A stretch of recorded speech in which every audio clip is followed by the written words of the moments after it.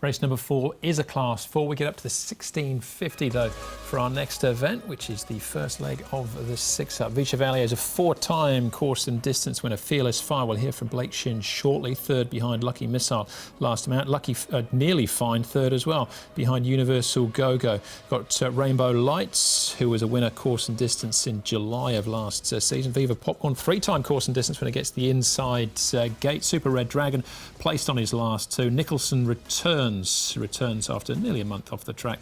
He finished behind Tycoon last time out, and Vukan, whose only win to date, Mark, has been at Shartin over the 1400 metres. Paul O'Sullivan and Matthew Chadwick combined with him. And there's no natural leader here, Andrew, so good to slow the tempo. Super Red Dragon and Go for Tea, maybe by default the two that go forward. Everlaugher's showing plenty of speed, but he does have barrier 12. He did go forward from barrier 12 last time and just had to do a little bit of work to get up outside of the speed pool. So wide draw again, he might be on that limb around the first turn. Yeah, it looks a bit tricky for him, doesn't it? I thought Ice Legend up and Trip can be a little bit more forward. Rainbow Light and also Viva Popcorn. When he generally draws low, he does sort of try and slot in midfield. If he draws wide, he always goes back. Quite a competitive event here, race number 4. So we'll start with Fearless Fire and his jockey, Blake Shin. Off we go to Happy Valley Wednesday night, Blake, and you're going to jump aboard a horse that you know very well indeed, Fearless Fire. You're a 4-time winner on the back of this horse. What are the prospects of making it 5?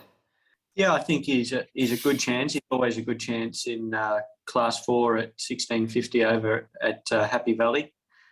You know, it seems to be an ideal recipe for the horse, and he seems to be holding his form. He's in good shape, and you know, Fearless Fire is a horse that never really lets you down, so you know what you're going to get with him, and I expect another great performance from him.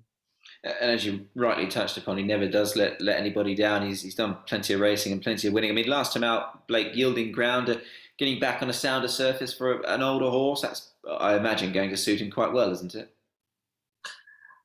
Look, possibly. You know, I think a bit of a soft track actually, you know, helps a horse like him. You know, he's old. He's getting on a bit in years, and a bit of give in the track only helps him, and that's probably why he goes well at Happy Valley. But he's performed well on top of the ground when it's quite firm, and you know, he's just a no-nonsense type of horse. He performs on all surfaces, and you know, he'll run good tomorrow night. A recent gallop, Blake, he's showing you all the signs that, you know, the old boy's still got it in him to win another one at least. Yeah, he is. He's a difficult horse to ride actually in the mornings. He's got his own character, as they all do, and he's not a simple horse. He likes things to do his own way, and but knowing this horse for some time now and getting an understanding of him, he's in good shape. I couldn't be happy with how he's training. David Hayes he's run some great races under his care, and I'm sure he's going to run a terrific race again tomorrow. Yeah, he certainly has. Obviously, just mentioning David Hayes, Blake, just a quick sort of reflection on the weekend. Obviously, nervous witness. Just behind the gates, he was a little bit on toe, but once he sprung out of them, he was very good, wasn't he? He was very good. Look, obviously, that's the first time I've ridden Nervous Witness before, and he's a horse that's sort of well touted and well spruiked in Hong Kong. He gives you some feel, and he hits the ground running. And one thing I really liked was when the chips were down at from the 200 onwards, he was there to be beaten.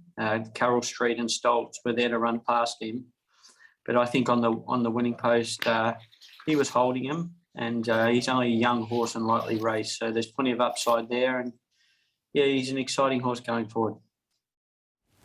We might get to see Nervous Witness one more time. So he got 6 points for that win. So he does squeak into that Happy Valley race after Champions Day. We'll see if he lines up there. But we'll keep going with this 4th event here. Nearly Fine, Mark, finishing 3rd. Vicha Valley and Super Red Dragon, who hasn't won over this trip in the past, but the way he runs here and on his previous start doesn't seem like it's a problem.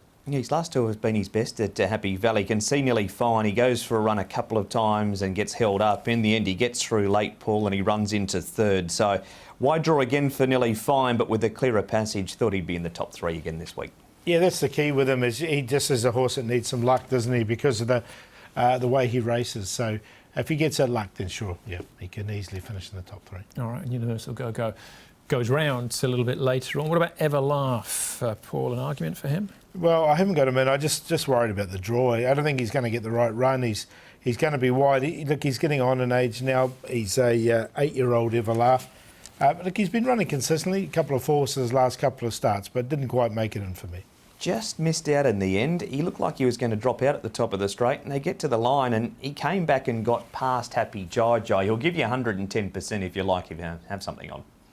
What about Nicholson Returns, Mark? Unplaced in 5 starts so far, but you've seen something at the trials, have you? He tried up really well, and he's been backed a few times in those starts as well over at Shard 10. He's been around Happy Valley once over the 1200. I think the step up to the 1650 will be good, Paul, and he was hard held by Lowell Hewitson in this trial, so I'm going to take a chance on him.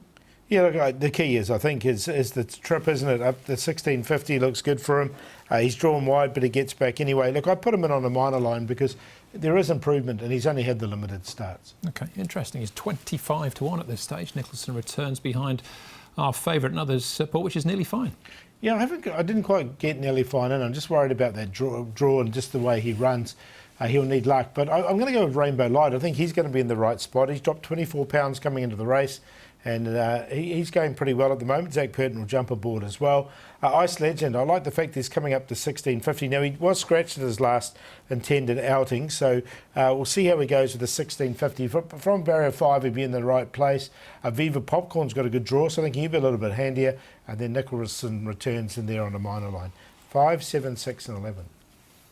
Going to take a chance with the 11 Nicholson Returns. It's not the strongest field ever at Happy Valley on a Wednesday night, and he goes to the 1650. Trial was good.